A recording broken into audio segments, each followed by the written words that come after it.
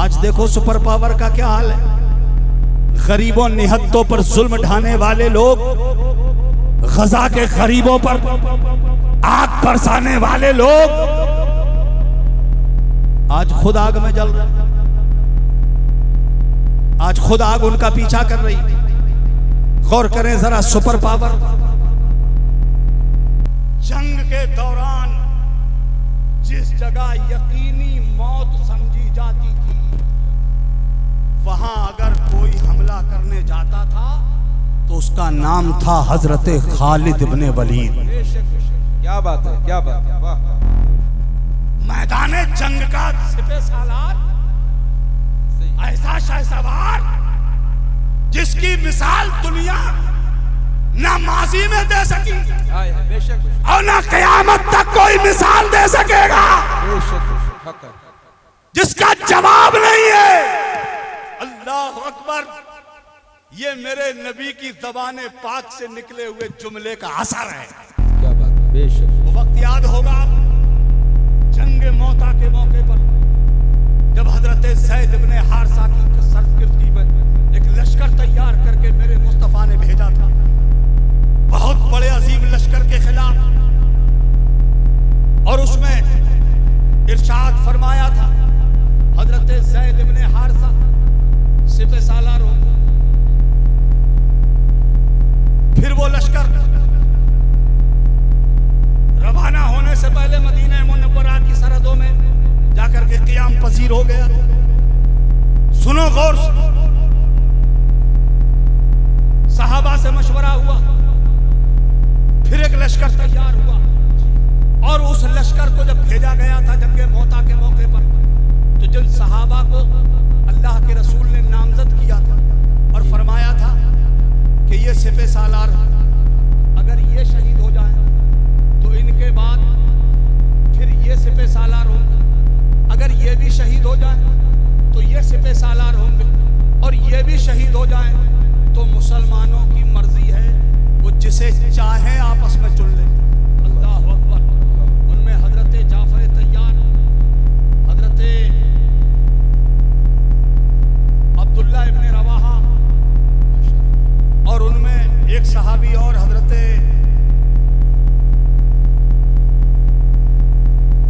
का नाम जहन में नहीं आ रहा है।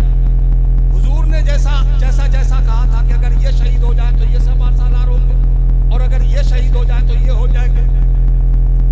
जैसा जैसा मेरे नबी ने कहा वो शहीद होते गए। लास्ट में उनमें शामिल हजरत खालिद इब्ने वलीद भी थे। उन्हें सालारे लश्कर नहीं बनाया गया था। जब वो आखिरी सहाबी गालिबन हजरत जाफर तैयार थे या हजरत अब्दुल्ला इब्ने रवाहा थे, जब वो शहीद हुए, परचम इस्लाम गिरने लगा। भयानक जंग, कुश्तों के पुश्ते लग रहे हैं, इंसानी सर गेंदों की मानिंद मैदान में लुढ़कते घूम रहे हैं। ऐसे खतरनाक और भयानक वक्त में जब परचम इस्लाम गिरने लगा तो जिसने आगे बढ़कर परचम इस्लाम को उठा के बुलंद किया था, उसी का नाम हजरत खालिद इब्ने वलीद है। सुभान अल्लाह, सुभान अल्लाह, या रसूल अल्लाह, जिंदाबाद, जिंदाबाद। और ये पूरा मंजरनामा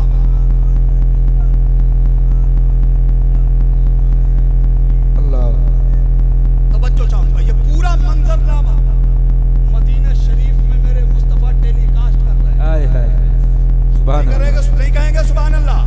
सुभान अल्लाह, पूरा मजमा बोलो सुभान अल्लाह। सुभान अल्लाह। मेरे आका मदीने शरीफ में मस्जिद नबवी शरीफ में बैठकर मेरे आका ने इरशाद फरमाया, अब्दुल्ला इब्ने रवाहा भी शहीद हो गए, जाफर तैयार भी शहीद हो गए, एक और सहाबी थे जिनका नाम मैं भूल रहा हूँ फिल वक्त, वो भी शहीद हो गए।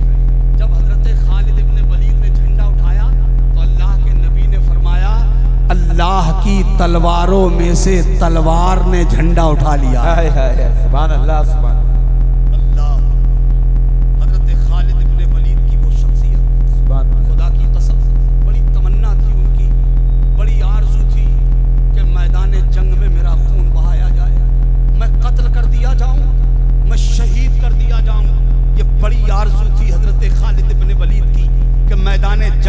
मेरा खून मेरी गर्दन से उबले। वो ये ख्वाहिश रखते थे, मगर जंग में शहादत नहीं हुई। पूरी जिंदगी घोड़े की पीठ पे गुजार डाली, एक एक लम्हा जिंदगी का राह खुदा में जिहाद करते हुए गुजार दिया।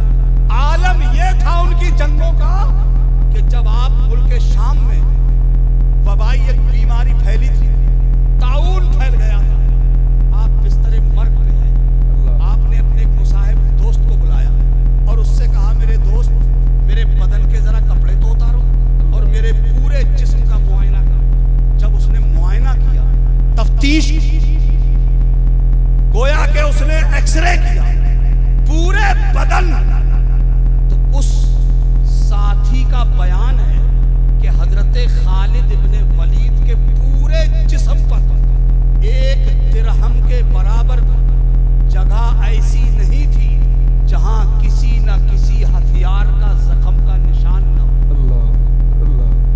इतने जख्म खाए थे उन्होंने, मगर मैदान जंग में शहादत नहीं हो सकी। ताउन की बीमारी जब फैली थी, बहुत कहा गया, आप कौम का सरमाया है हुजूर, वबाई बीमारी फैली है, छोड़ दीजिए ये मकाम, चले जाइए मदीने पाक। आपने फरमाया, वबाई बीमारियों से भाग जाना, अपने साथियों का साथ छोड़ के पीठ दिखा के भाग जाना, ये मर्दों का काम है। अल्लाह ये मर्दों का काम नहीं है। मैं अपने साथियों के साथ मैदान जंग में लड़ता रहा हूँ, अब उन्हें छोड़ के चला जाऊँ, ये रसूलुल्लाह के गुलाम की शान नहीं है। मैं तुम्हें पीठ दिखा के नहीं जाऊँगा। और वहीं पर आपकी ताउन की बीमारी से आपने रहलत फरमाई थी, आप मैदान जंग में शहीद क्यों ना हो सके, इसकी क्या वजह थी?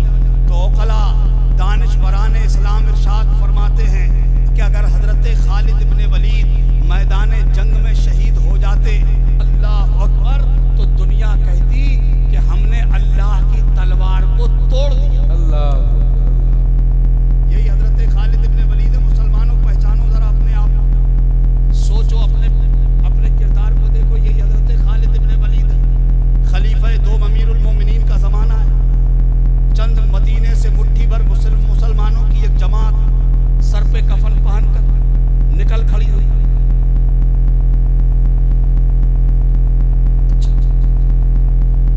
खलीफा दोम का जमाना है, सर पर कफन पहन रखा है उन्होंने, और सर पे कफन पहनकर निकल पड़ी वो मुट्ठी भर जमात। रुख किधर है उनका?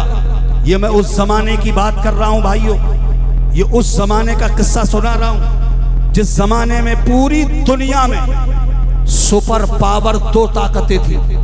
एक ताकत का नाम था कैसर और दूसरी ताकत का नाम था किसरा। ये दो ताकतें थी पूरी दुनिया में सुपर पावर।